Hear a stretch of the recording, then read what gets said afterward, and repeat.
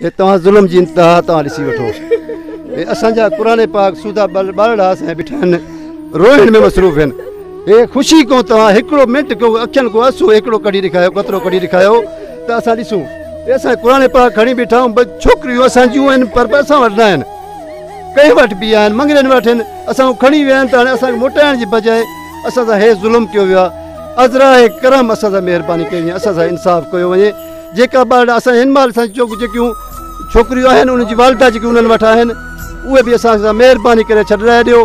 और असां वज़ीर आला सिंध वज़ीर आज़म पाकिस्तान इमरान ख़ान साहब ऐं सुप्रीम कोर्ट ऑफ पाकिस्तान सां असांजी अपील आहे। ऐं जेके बि असांजा हिते मुर्तज़ा महमूद साईं असांजा MP आहिनि ऐं मुमताज़ चांग आहिनि सभिनि सां असांजी अपील आहे असांजी दिली अपील आहे असां सां महिरबानी कई वञे। इहे DPO साहब ऐं ग़ुलाम मुस्तफ़ा अबड़े खां असांजा ॿारड़ा महफ़ूज़ कराया वञनि ऐं असांजी हक़रसी कई वञे।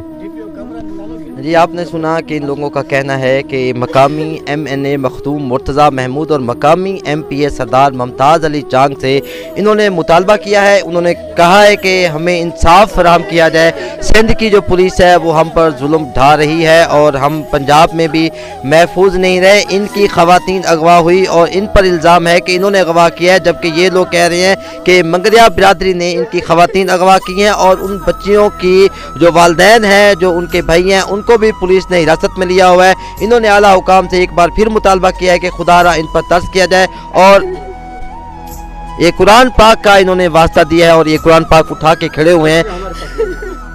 हमारे साथ इंसाफ किया जाए। इन लोगों का कहना है कि हमारे साथ इंसाफ किया जाए।